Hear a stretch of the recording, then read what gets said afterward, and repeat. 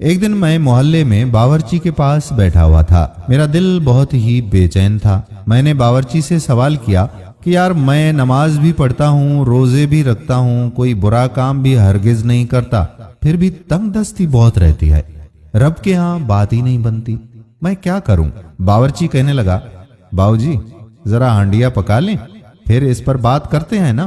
یہ کہہ کر باورچی نے ہنڈیا چولہے پر رکھ دی، پیاز ڈالے، لہسن ڈالا، ٹماٹر بھی ڈال دیے، نمک، مرچ، مسالہ سب کچھ ڈال کر وہ میرے پاس آ کر بیٹھ گیا اور مجھ سے باتوں میں مصروف ہو گیا۔ باتیں کرتے کرتے اچانک میری نظر جو چولہے پر پڑی تو میں کیا دیکھتا ہوں کہ باورچی آگ جلانا بھول گیا ہے۔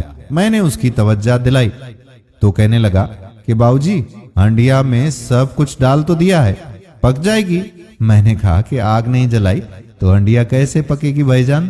جواب میں کہنے لگا کہ باؤ جی جس طرح ہنڈیا میں کچھ موجود ہونے کے باوجود آگ لگائے بغیر ہنڈیا نہیں پک سکتی نا، بالکل اسی طرح سے نماز، روزہ، زکوٰۃ، خیرات، صدقات کرنے سے اس وقت تک کچھ بھی حاصل نہیں ہوگا جب تک اپنے وجود کو تقوی اور پرہیزگاری کی آگ پر نہیں چڑھاؤ گے، اور یہ آگ آپ کے ضمیر اور کردار نے لگانی ہے۔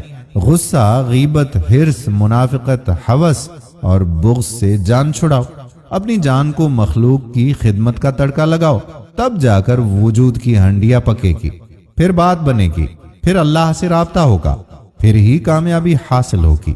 میرے پیارے دوستو، ہم امید کرتے ہیں کہ یہ چھوٹی سی کہانی آپ کو ضرور پسند آئی ہوگی۔